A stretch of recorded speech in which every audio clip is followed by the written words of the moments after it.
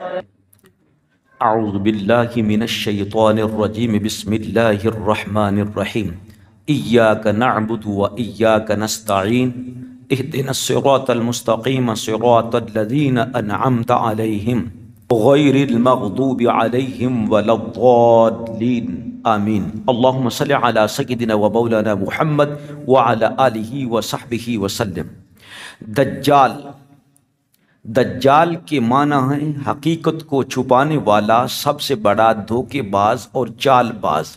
دجال کا مادہ دجل ہے، جس کے معنی ہیں خلط ملط کر دینا، تلبیس یعنی شیطانی چالوں سے دوسروں کو دھوکے اور التباس میں ڈالنا، ملمہ سازی کرنا، حقیقت کو چھپانا، جھوٹ بولنا اور غلط بیانی کرنا۔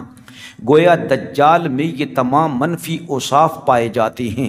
اسلامی اصطلاح میں دجال سے مراد جھوٹا مسیح المسیح الدجال ہے، جو قیامت کی اہم نشانیوں میں سے ایک ہے۔ وہ آخری زمانے میں ظاہر ہوگا اور نبوت اور خدائی کا دعویٰ کرے گا۔ دجال کی کئی علامات احادیث مبارکہ میں بیان کی گئی ہیں، ذرا ملاحظہ فرمائیں۔ حضرت ابو امامہ رضی اللہ تعالی عنہ فرماتی ہیں کہ نبی اقدس صلی اللہ علیہ وآلہ وسلم نے ہم کو خطبہ دیا اور ایک لمبی تقریر فرمائی، اس میں دجال کا حال بھی بیان فرمایا۔ آپ صلی اللہ علیہ وسلم نے فرمایا، جب سے اللہ تعالیٰ نے اولاد آدم کو پیدا کیا ہے، اس وقت سے اب تک دجال کے فتنے سے بڑھ کر کوئی فتنہ پیدا نہیں فرمایا۔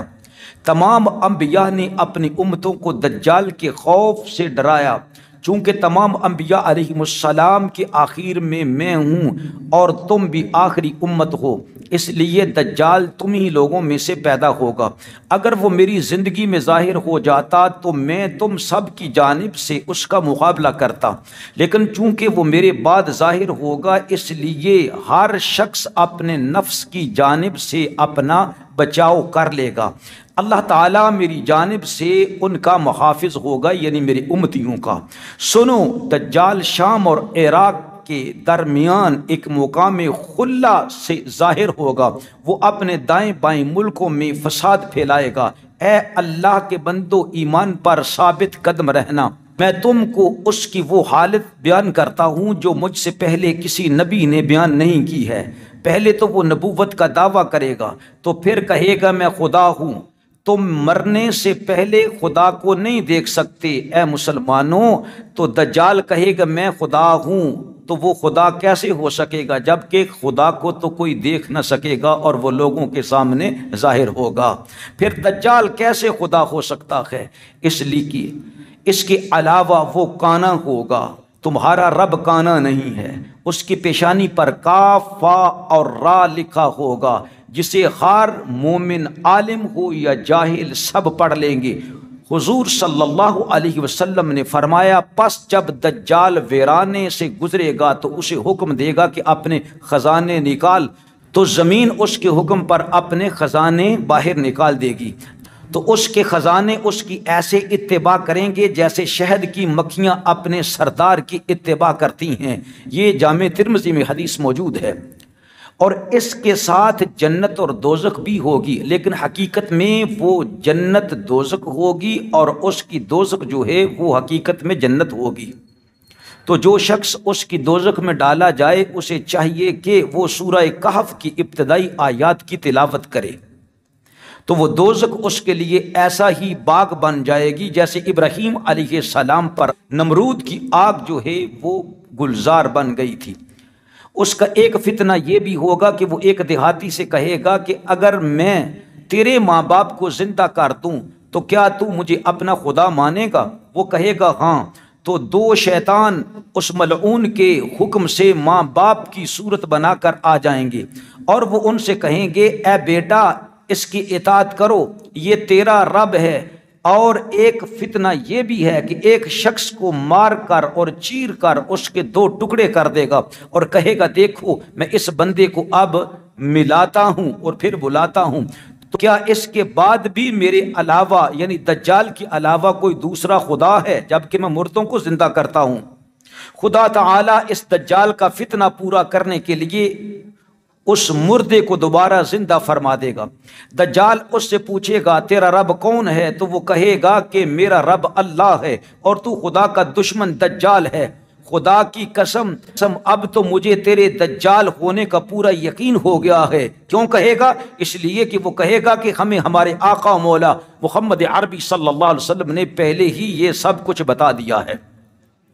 دجال کا ایک فتنہ یہ بھی ہوگا کہ وہ آسمان کو حکم کرے گا تو اس کے حکم پر آسمان می برسائے گا، اور زمین کو حکم دے گا تو وہ سبزہ اگائے گی، اور اس روز چرنے والے جانور خوب موٹے تازے ہوں گے اور تھن دودھ سے لبریز ہوں گے۔ سوائے مکہ معظمہ اور مدینہ منورہ کے کوئی خطہ زمین ایسا نہ ہوگا جہاں پر یہ نہ جائے گا، ہر جگہ پر پہنچے گا، اور کہا جاتا ہے کہ بیت المقدس میں بھی یہ نہ جا سکے گا۔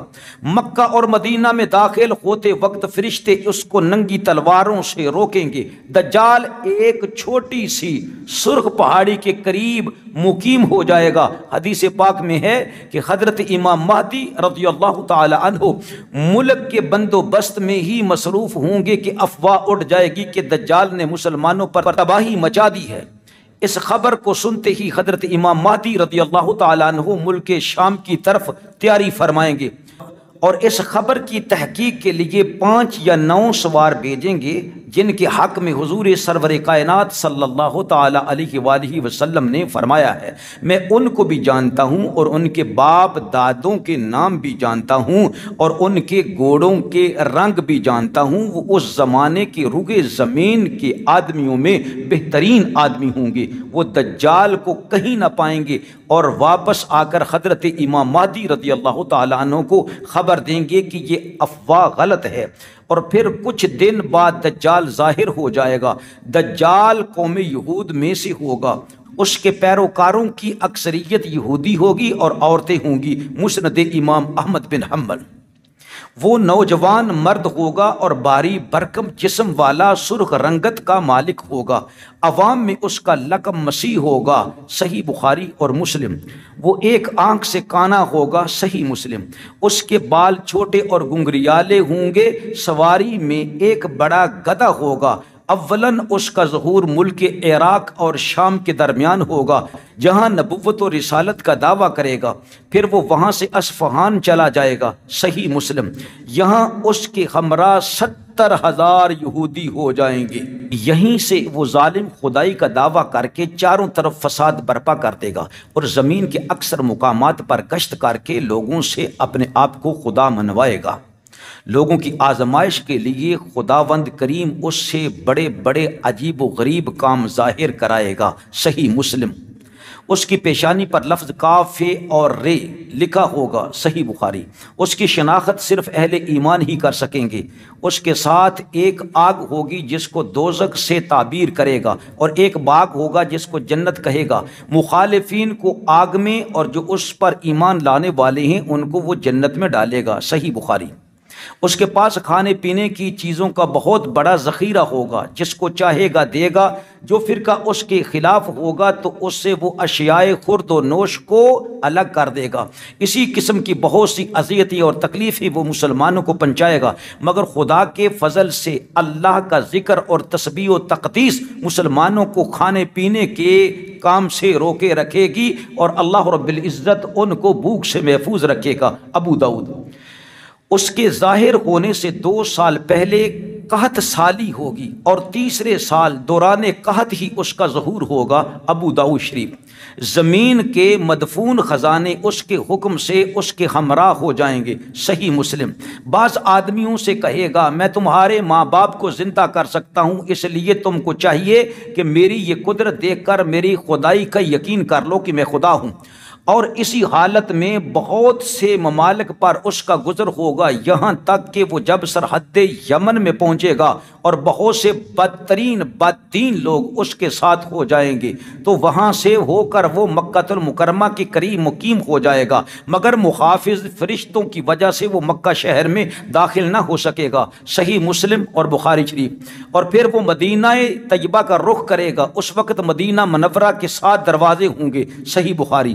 ہر دروازے کی محافظت کے لیے خداوند کریم دو دو فرشتوں کو متعین فرمائے گا، جن کے ڈر سے دجال کی فوج مدینہ منورہ میں داخل نہ ہو سکے گی۔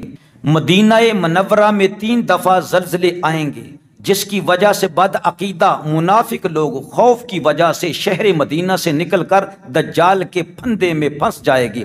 اس وقت مدینہ منورہ سے ایک بزرگ دجال سے مناظرہ کرنے کے لیے نکلیں گے اور دجال سے کہیں گے کہ تو وہی دجال ملعون ہے جس کی خبر ہم کو اللہ کے پیارے حبیب محمد عربی صلی اللہ علیہ وسلم نے دے رکھی ہے۔ تو دجال غصے میں آ کر اس بزرگ کو آرے میں چیر کر اس کے 2 ٹکڑے کر دے گا، علیحدہ علیحدہ پھینک دے گا، اور پھر اپنے دعوی خدائی کا لوگوں کو یقین دلانے کے لیے بزرگ کے ٹکڑوں کو لا کر پھر زندہ کر دے گا۔ لیکن وہ بزرگ پھر زندہ ہونے کے بعد دجال سے فرمائیں گے اب تو مجھے پکا یقین ہو گیا ہے کہ تو وہی مردود دجال ہے۔ دجال پھر غصے میں آ کر اس بزرگ کو پھر ذبح کرنے کا حکم دے گا، لیکن اب ناکام ہو جائے گا۔ پھر وہ اس بزرگ کو اپنی تیار کی ہوئی دوزخ میں ڈال دے گا، لیکن وہ آگ خداوند کریم کی قدرت سے اس بزرگ کے لیے گلزار بن جائے گی۔ صحیح مسلم کے راوی نے کہا کہ وہ حضرت خضر علیہ السلام ہوں گے۔ اس کے بعد دجال کسی بھی مردہ کو زندہ کرنے کی قدرت نہ پائے گا اور یہاں سے ملک شام کی طرف روانہ ہو جائے گا، اور اس کے وہاں جانے سے پہلے حضرت امام مہدی رضی اللہ تعالی عنہ دمشق آ چکے ہوں گے اور دجال کے ساتھ جنگ کرنے کی تیاری میں مشغول ہوں گے، یعنی ترتیب دے رہے ہوں گے فوج کو اور جنگی آلات تقسیم فرما رہے ہوں گے کہ ایک دن لوگ مسجد میں نماز کی تیاری کر رہے ہوں گے کہ حضرت عیسیٰ نبی علیہ السلام 2 فرشتوں کے کندھوں پر تکیہ کیے ہوئے آسمانوں سے دمشق کی جامع مسجد کے مشرقی مینارہ یعنی سفید مینارہ پر جلوہ افروز ہوں گے۔ حضرت امام مہدی علیہ السلام سے ملاقات فرمائیں گے۔ صحیح مسلم شریف۔ حضرت امام مہدی رضی اللہ تعالی عنہ پیغمبر عیسیٰ علیہ السلام کے سامنے نہایت انکساری اور خوش خلقی کے ساتھ پیش آئیں گے۔ صحیح مسلم۔ آپ عرض کریں گے یا نبی اللہ آپ نماز پڑھائیں۔ حضرت عیسیٰ علیہ السلام فرمائیں گے کہ امامت تم ہی کرواؤ، کیونکہ یہ عزت اسی امت کو اللہ تعالیٰ نے عطا فرمائی ہے۔ پھر حضرت امام مہدی رضی اللہ تعالی عنہ نماز پڑھائیں گے اور حضرت عیسیٰ علیہ السلام آپ کے پیچھے نماز پڑھیں گے۔ نماز سے فارغ ہو کر حضرت امام مہدی رضی اللہ تعالی عنہ پھر حضرت عیسیٰ علیہ السلام سے عرض کریں گے یا نبی اللہ آپ لشکر کا انتظام سنبھالیں، یہ سب آپ کی سپرد ہے، جس طرح آپ چاہیں انجام دیں۔ وہ پھر فرمائیں گے کہ آپ ہی انجام دیں، تو صرف دجال ملعون کو قتل کرنے کے لیے آیا ہوں جس کا مارا جانا میرے ہی ہاتھ سے مقدر ہے۔ جب رات گزر جائے گی تو صبح کو حضرت امام مہدی رضی اللہ تعالی عنہ فوج لے کر میدان جنگ میں تشریف لائیں گے، اور حضرت عیسیٰ نبی علیہ السلام فرمائیں گے کہ میرے لیے گھوڑا اور نیزہ لاؤ تاکہ اس ملعون کے شر سے زمین کو پاک کر دوں۔ پھر حضرت عیسیٰ علیہ السلام دجال پر اور مسلمانوں کی فوج دجال کے لشکر پر حملہ آور ہوگی۔ ایک گمسان کی جنگ ہوگی، اس وقت منافق کوئی نہیں ہوگا، مسلمان صرف پکے مومن ہوں گے اور باقی جو کافر ہیں وہ پکے کافر ہوں گے۔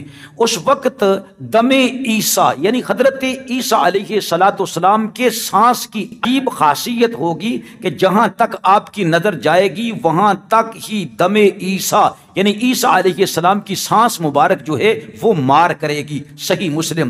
اور جس کافر تک آپ کی سانس پہنچے گی تو وہ وہیں نیست و نابود ہو جائے گا، واصل جہنم ہو جائے گا۔ دجال آپ کے مقابلے سے بھاگے گا، آپ اس کا تعاقب کریں گے یعنی پیچھا کریں گے اور مقام لد میں جا لیں گے یعنی اس کو پکڑ لیں گے اور نیزے سے اس کا کام تمام کر لیں گے۔ لوگوں پر اس دجال کی ہلاکت کا حضرت عیسیٰ علیہ السلام لوگوں کو بتائیں گے کہ اللہ کے فضل سے میں نے دجال ملعون کو قتل کر دیا ہے۔ کہتے ہیں کہ اگر حضرت عیسیٰ علیہ السلام اس ملعون کو قتل نہ بھی کرتے تو بھی وہ آپ کے سانس سے اس طرح پگھل جاتا جیسے نمک پانی میں پگھل جاتا ہے۔ صحیح مسلم اور ابن ماجہ۔ اسلامی فوج دجال کے لشکر کے قتل و غارت کرنے میں مشغول ہو جائیں گے اور ان یہودیوں کو جو دجال کے لشکر میں ہوں گے ان کو چن چن کر قتل کریں گے۔ ان کو اس وقت کوئی چیز پناہ نہیں دے گی، یہاں تک کہ اگر شام کے وقت کسی پتھر یا درخت کی آڑ میں کوئی یہودی چھپا ہوگا تو وہ درخت اور پتھر پکار کر کہے گا اے اللہ کے بندو اس یہودی کو پکڑو، اس کو قتل کر دو، مگر درخت غرقد ان کو پناہ دے گا، ان کو چھپائے رکھے گا۔ زمین پر دجال کے شر اور فساد کا زمانہ 40 روز تک رہے گا۔ جامع ترمذی، جن میں ایک دن ایک سال کے برابر، ایک دن ایک مہینے کے برابر، ایک دن ایک ہفتہ کے برابر ہوگا، باقی دن عام دنوں کی طرح برابر برابر ہوں گے۔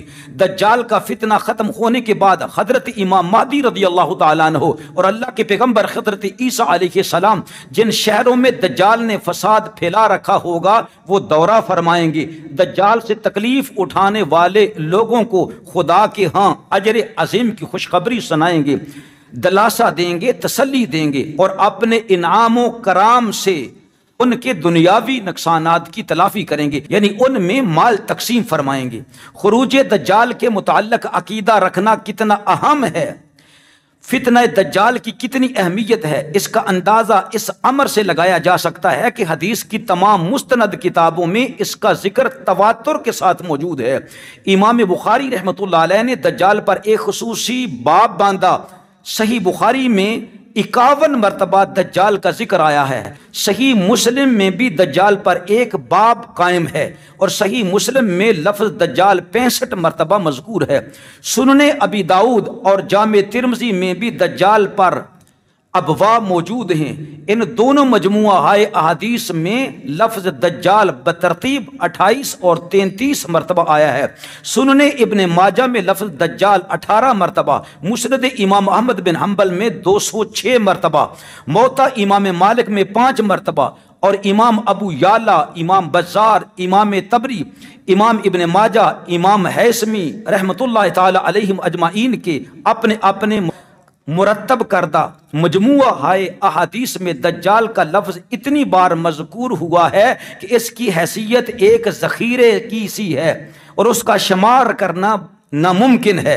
امام حاکم، امام قرطبی، نعیم بن حماد، ابن کثیر، علامہ برزنجی اور شیخ یوسف مقدسی رضی اللہ تعالی عنہم کے مرتب کردہ مجموعہ احادیث میں بھی دجال سے متعلق کثرت سے روایات موجود ہیں۔ ہم دعا کرتے ہیں اے باری تعالی وہ ملعون جس کے فتنے سے تمام انبیاء کرام نے پناہ مانگی، ہمارے آقا مولا محمد عربی صلی اللہ علیہ وسلم نے بھی فتنہ دجال سے دعا مانگی اور پناہ مانگی۔ اے اللہ ہم بھی تیری بارگاہ میں دعا کرتے ہیں، پاک پروردگار عالم تو اس ملعون کے فتنہ سے ہمیں بچائے رکھنا اور ہمارے ایمان کی حفاظت فرمانا۔ آمین آمین بجاہ نبی الکریم الامین۔